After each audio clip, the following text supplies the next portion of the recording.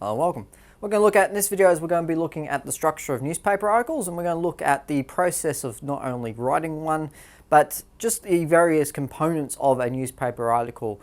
And we're talking about here the standard newspaper article style, not the feature article style, but just the standard style, which is used for reporting and used for just general journalistic practice. And they're designed to state information in the quickest possible way. It's one of the most important qualities of them. And they are also an effective model of how to write very simply and write in a very simple fashion.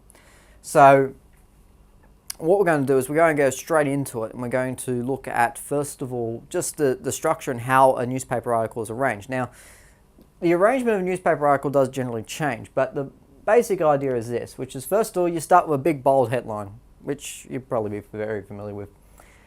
And after your big bold headline, there's no byline so much anymore. There is probably a byline in different papers. It's usually just the information about the journalist. It doesn't really go into the byline like it used to. Then there's a short introductory sentence. It's a very, very short sentence, no more than probably 20 words in most cases, which just says all of the facts that are important to the story. Now, this is so people will hopefully keep reading, and especially in the age of newspapers that we're in now, where most of them are also online, and most of the people who read newspapers do so online. They're used to help people click on a certain article, and that's how they measure who's reading what.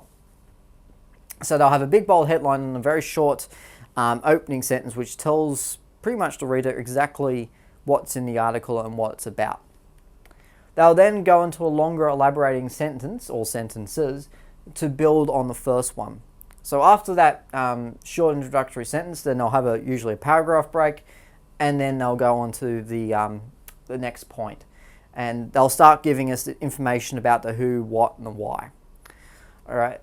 And then after that, after they elaborate and we've got most of the facts down, then we start to perhaps introduce a source. Now, the source here is your factual basis or your evidence for the newspaper article.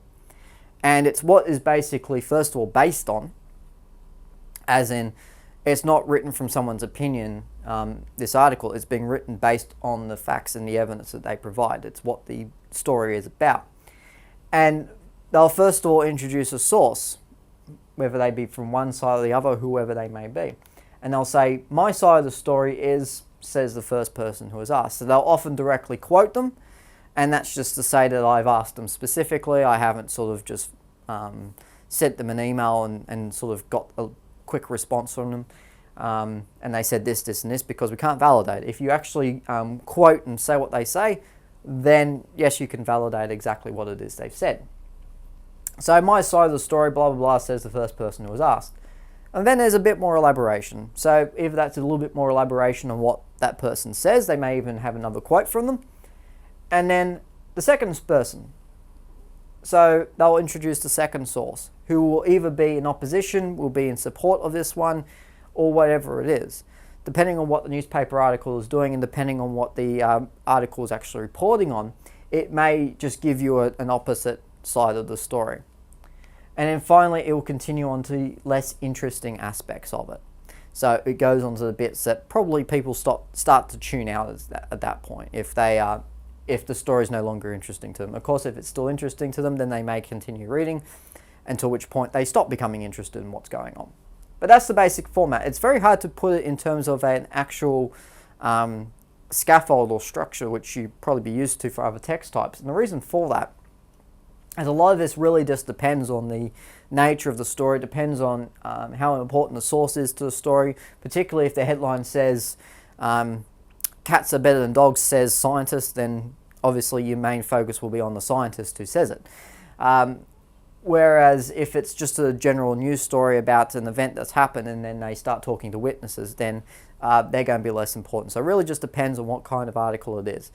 And really, you probably won't be writing too many of these anyway, so it doesn't really matter if you know the structure in terms of how to write it, just as long as you know how it's structured in terms of reading one.